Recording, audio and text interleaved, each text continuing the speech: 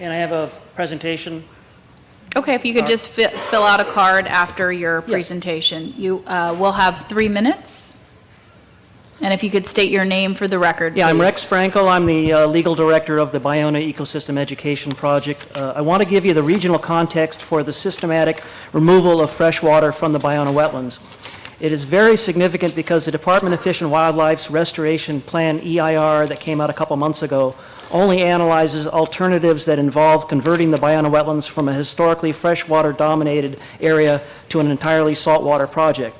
At the same time, the City and County of Los Angeles have an EIR to largely dry up Ballona Creek's freshwater supply, cutting it from 27 million gallons a day to 7 million gallons a day in the dry season as part of a TMDL Clean Water Act project. By converting the Ballona Wetlands Restoration Project to an arm of the ocean, Department of Fish and Wildlife justifies massively bulldozing the site, lowering several hundred acres of the site from 10 and 15 feet elevation down to sea level in order to flood it with seawater. Can we go to the next slide, please? 200 years ago, the Ballona Wetlands were a freshwater system. This is this excerpt here in the middle of the slide is from the existing conditions report published by the California Coastal Conservancy and the Department of Fish and Wildlife that explained that the saltwater habitats were a very small percentage of the Ballona Wetlands. It was largely a freshwater system. The next slide, please. This is a better image of it. You can see that the pale green largely dominates the area within the red boundary. The only areas that were lagoons are in the blue that were largely in the northern portion of the Ballona Wetlands historical area. Can we go to the next slide, please? The significant biodiversity, as you can see, is these are areas that will be habitats that will be wiped out or buried under the state's restoration proposal to convert the freshwater and upland areas into salt marsh. Next slide, please. The Coastal Act specifically says that the only thing you can do in a wetland is restore it. What the Department of Fish and Wildlife is doing is converting freshwater habitat.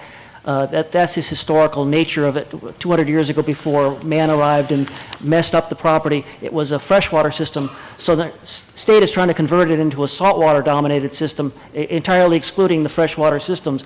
That's not a restoration. That's basically a development. The next slide, please. This shows the habitats on the site. Let me just go to the next slide here to show you generally, basically, what the project is proposing is to take 15 to 20 feet of dirt from the northern wetland, dump it into the southern wetland, basically switching the locations of habitats. The next slide, please. Very disruptive over the next 10 years, spending almost $200 million. The next slide, please. Paving over our hiking paths. Next slide. As you can see, the numerous hiking trails continuing. This is the Clean Water Act proposal. We can go to the last slide, please. The water treatment plants the City of LA is constructing that would create a water source. And so the last slide in the presentation shows 3 water treatment plants on Ballona Creek. Just 5 more seconds. If we made use of the water from the 3 treatment plants that the City of Los Angeles constructed, instead of diverting that water to Hyperion Sewage Treatment Plant, dumping it in the ocean, instead if we pipe that water down the Ballona Creek along the levees, we could restore the Ballona Wetlands simply by just like turning on a garden hose. The freshwater wetlands could be restored immediately rather than waiting a 10-year period with massive disruption, massive habitat just moving around. So that's what's the problem with the EIR and the depriving of the freshwater systematically. Thank you very much. Thank you.